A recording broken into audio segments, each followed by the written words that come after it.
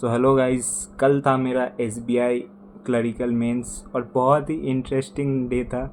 मतलब कहाँ से मैं शुरू करूँ। कल एग्ज़ाम हॉल में अर्थक्वेक आ गया, वो एक चीज़ है। मेरा एग्ज़ाम कैसा गया वो एक अलग चीज़ है। मेरे दोस्त जिसने पूरा मुझे मेंटर किया, उसका एग्ज़ाम कैसे ख़राब चला गया वो एक अलग चीज़ है। एंड उसके बारे में बात करूँ तो उसने मतलब LIC AAO का प्रीलिम्स दिया, वो क्लियर। मतलब जितने भी प्रीलिम्स सब तो क्लियर होते ही है, और PO में भी बस कुछ मार्क्स के लिए वो रह जाती है। तो पहले मेरे बारे में स्टार्ट करते, क्या कैसा रहा।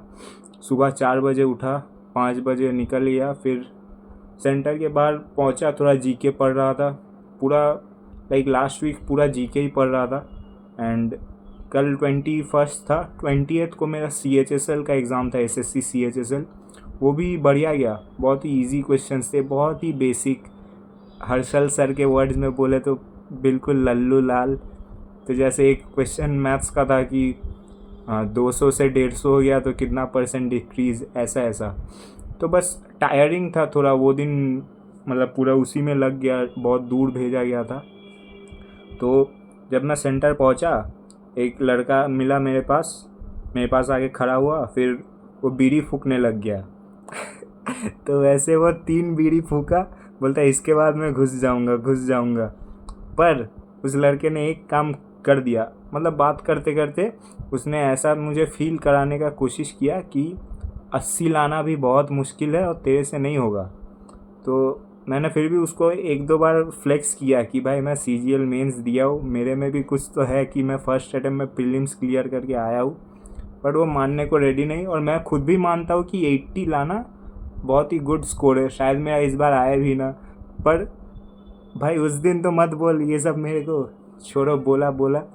फिर जब घुसने गया तो मैं सोचा कि आज थोड़ा जल्दी घुस जाता, और जीके मेरे पल्ले नहीं पड़ रहा था। वो दोस्त ने बोला था कि RBI के बारे में ये सब पढ़, MOU। मैं मतलब सुबह से ऑटो में जाते जाते कहीं भी ट्रेन में पढ़ रहा था, फिर बोर होने लग गया। मतलब बहुत माइंडसेट को लॉक इन करके ट्राई किया, फिर भी नहीं हो रहा था। तो मैं सोचा चलो आज पहली बार एग्ज़ाम हॉल में जल्दी घुसते। तो घुसने गया तो भाई बहुत भीड़। एग्ज़ाम और एडमिट कार्ड में लिखा क्यों नहीं होता कि कब एग्ज़ाम होगा, टाइम, जैसे बाकी सब एग्ज़ाम में एंट्री टाइम, एग्ज़िट टाइम सब होता है। इधर नहीं था, मेरे को पता ही नहीं था कब एग्ज़ाम स्टार्ट होगा। तो एग्ज़ाम फाइनली 9 बजे स्टार्ट हुआ। एंड जैसा यूजुअल आता है, मतलब मॉक्स में आ रहा था वैसा ही फॉर्मेट से आ रहा था।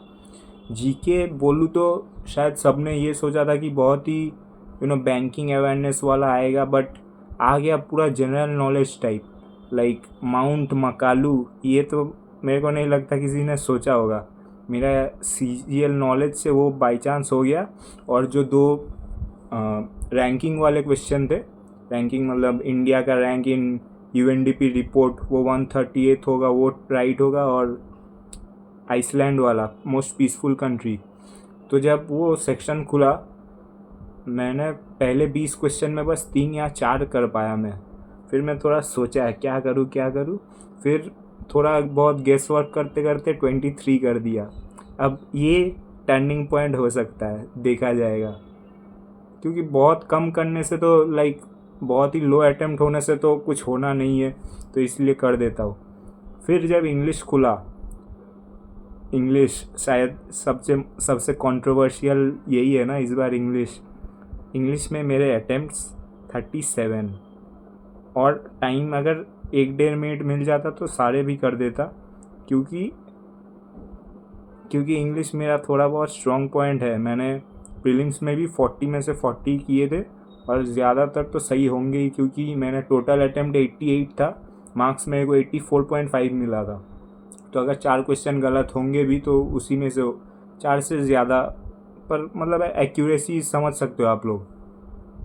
तो कैसा था पहले, जो मतलब इनोवेटिव तो था, जो जैसे क्वेश्चंस आ रहे थे, जैसे वो डिस्पेयर वाला क्वेश्चन, वो मैंने फर्स्ट टाइम देखा। क्योंकि पहले मैंने जो मॉक दिए थे उसमें रहता था कि ये वर्ड है, ये किस में सही से अप्लाई हो रहा है उसको टिक करो। पर इधर था कि इसका ऑपोजिट जिसमें सही से है।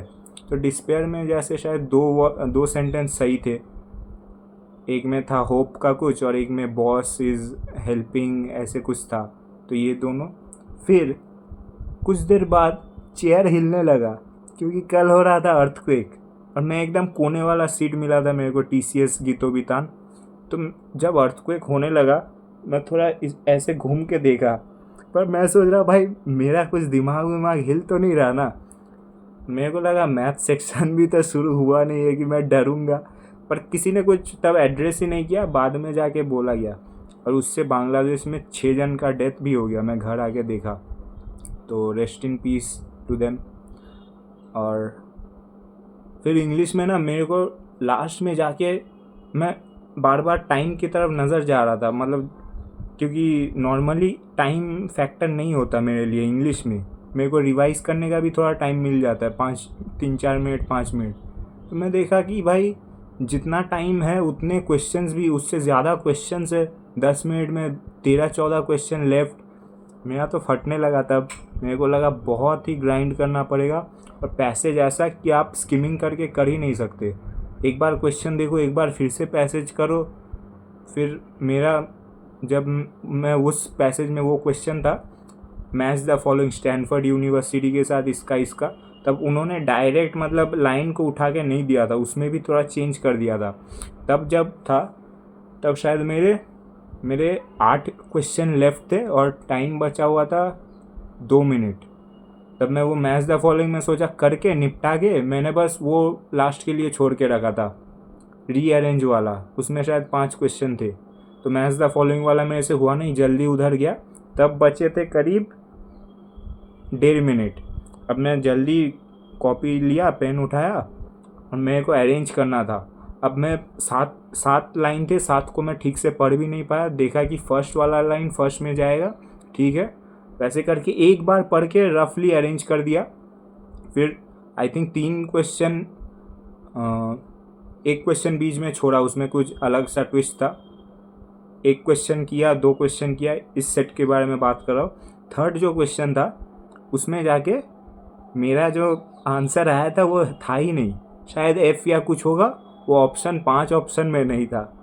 और ऐसा बात हुआ था कि जब मैं मॉक दे रहा था, इंग्लिश का 3 सेक्शनल अवेलेबल है टेक्स्ट बुक पे मेंस के लिए, उसमें दो में मेरा ये रीअरेंज वाला सारा गलत हो गया था। शायद 4 या 5 मार्क्स में 4-5 गलत हो गया था। तो जब वो मैंने देखा तो लगा कि क्या पता क्या हुआ होगा। फिर हो गया इंग्लिश जैसे तैसे, 37 अटेम्प्ट और उधर 23, टोटल 60, गोइंग गुड। फिर आया मैथ्स में मेरा थोड़ा सा, मैं बोलूँगा कि मैंने बहुत कैलकुलेशन पे काम किया, तो उसका फल दिखाई दिया। सिंप्लीफिकेशन इजी भी थे और उड़ा भी दिया जल्दी। और जो हर्षल सर ने बोला था, हर्षल सर को ही मैं फॉलो कर रहा था पूरा रिलीजियसली, तो उन्होंने बोला था कि पहले 2 मिनट में वो लिख लेना। पर इस बार तो ऐसा किया उन्होंने कि सिंप्लीफिकेशन ये सब भी, लाइक एक क्वेश्चन इधर एक उधर, तो मैं फर्स्ट 1 मिनट लिखने गया, फिर लिखना भी छोड़ दिया क्योंकि मेरे को लगा नहीं बेनिफिशियल होगा। ज़्यादा टाइम तो नेक्स्ट करते करते ही चला जा रहा था। तो मैथ्स में मेरा अटेम्प्ट रहा 28, और थोड़ा सा ज़्यादा हो जाता। मैंने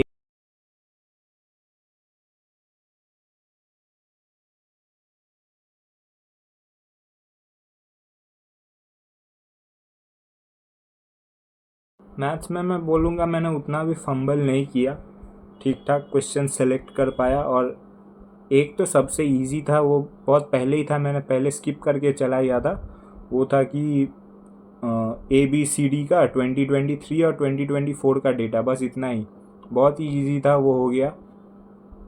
एंड और क्या था, एंड मिसलेनियस भी ऑलमोस्ट सारे कर दिए। पार्टनरशिप वाले तो बहुत ही ईजी थे।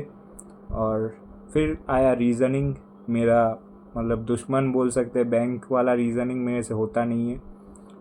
पर उसमें 21 अटेम्प्ट थे, और बेटर हो सकता था, बट वो क्वेश्चन मैंने सेलेक्ट कर लिया मिसलेनियस में, जो कि क्या पता गलत हो, पर मेरे को लग रहा है कि कांट बी डिटरमाइंड आंसर होगा, जो ग्रैंडफादर ब्लड रिलेशन क्वेश्चन।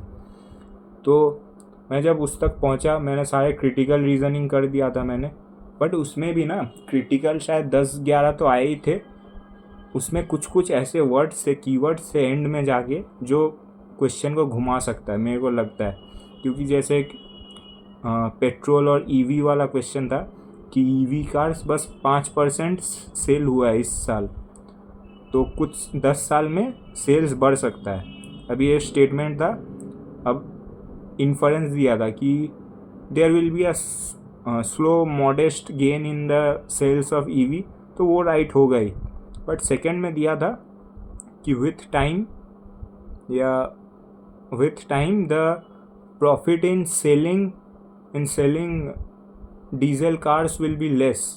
अब मतलब बोल सकते हो कि कार्स का ये सेल थोड़ा कमेगा, बट आई थिंक वर्ड था प्रॉफिट, तो उस वजह से मैंने उसको रॉन्ग मार्क किया है। तो वैसे वैसे कुछ थे, और पजल्स मेरे से जेन्युइनली होते नहीं है उतना अच्छा से, पर शायद ब्लड रिलेशन में नहीं फंसता तो हो जाता। और फंस के मैं निकला भी कैसे वो सुनो, वेटरन वाले सर से एक मैंने थोड़ा सा क्लास किया था, उसमें उन्होंने बोला था कि एग्ज़ामिनर आपको घुमाता है बस sister in law brother in law वाले रिलेशन से। तो मैं सोचा इधर तो वही दिया है, तो ग्रैंडफादर तो आ नहीं रहा, और जनरेशन पर वो थर्ड में था ऊपर, तो उस हिसाब से कांट बी डिटरमाइंड किया। बट एटलीस्ट उसमें 3 मिनट तो लगा ही होगा। बहुत ही बेकार डिसीजन था, बट ऐसा था कि कुछ पजल बन नहीं रहा तो ये तो करना ही पड़ेगा।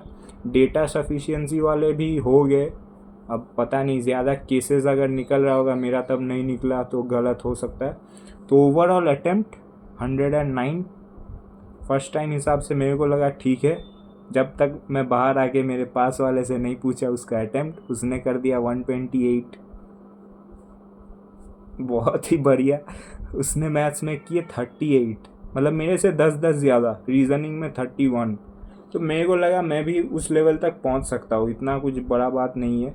रीजनिंग में पहुंचने का उतना मन नहीं है, बिकॉज वो रीजनिंग अपने सीजीएल वाले से एकदम डिफरेंट होता है। बट हाँ, मैथ्स में ज़रूर पहुंचूंगा। मैथ्स मेरे को पर्सनली ऐसे लेवल पे जाना है कि मैं खुद 35 से 40 अटेम्प्ट कर पाऊँ, क्योंकि ऐसा स्पीड चाहिए। बहुत ही मेरे को मस्त लगा जब उसने बोला 38 किया था उसने। एंड 26 तारीख को है मेरा रनिंग पुलिस के लिए, WVP SI, उसके लिए प्रैक्टिस चल रहा है।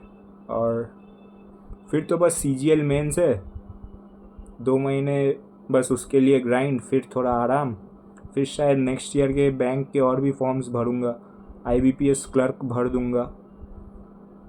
और क्या, आप लोग अपना बताओ कैसा रहा, कौन कौन वो ग्रैंडफादर वाले में फंसा है। एंड जो रिपीटर्स है वो एक बात बताना कि इंग्लिश में मैंने जो 37 किए वो आप लोगों को क्या लगता है कि थोड़े कम करने चाहिए थे और या पूरा ही कर देना चाहिए था। मतलब मेरा पास्ट रिकॉर्ड देख के ये बता देना आप लोग। और आपने अगर GK पढ़ा होगा तो CA जो बोलते हैं उसमें कौन से टीचर से ज़्यादा ओवरलैप हुआ वो भी बताना। मैंने तो पूरा शीतल मैम से किया और कुछ PDF से। शीतल मैम से पढ़ के मैंने बस लास्ट वीक पढ़ा है तो मैं कुछ बोलूँगा नहीं, बट वो पढ़ाती बहुत ही अच्छा है और वो पूरा ट्राई करती है कि आपको वो चीज़ याद रह जाए थ्रू न्यूमोनिक्स। एंड हाँ, जो मेरे दोस्त के साथ हुआ बहुत ही बुरा हुआ। मैंने उसको मतलब दोनों ने एक दूसरे को बोल दिया था कि सब एडमिट कार्ड ये सब घुसा लो, और एक चीज़ जो बैंक में होता है कि प्रीलिम्स का एडमिट कार्ड चाहिए होता है, वो हम लोग के बाकी कोई एग्ज़ाम्स में नहीं होता। तो उसने प्रीलिम्स वाला एडमिट कार्ड ही नहीं लिया।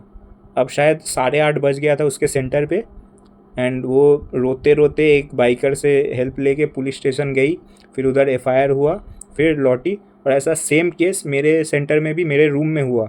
एक लड़की 9 बजे आई जब मेरा हैंडराइटिंग सैंपल हो गया था, मतलब TCS था, फिर भी उन्होंने अलाउ कर दिया। वही बड़ा बात है, क्योंकि गेट क्लोज़ होने के बाद किसी को अलाउ नहीं करते। बट थोड़ा सा मतलब रिलैक्स्ड माहौल था, तो ये लड़की पूरा पसीना में लथपथ, एंड पर इसको मतलब काम किया गया कि आपका जब आप स्टार्ट मारोगे तभी टाइम शुरू होगा। बट मेरे दोस्त ने मतलब वो बहुत ही नर्वस होके पूरा रोते रोते एग्ज़ाम दी और बहुत ही ख़राब कर दिया। ख़राब क्या ही बोलूँ, उसने फिर भी 105 अटैम्प्ट कर दिए, बट उसका रीज़निंग स्ट्रॉन्ग सेक्शन था, वो ईजीली 35-30 कर देती, बट उधर उसने 17 किया बस। मतलब हर पज़ल में उसको कुछ अलग ही वो कर दे रही थी।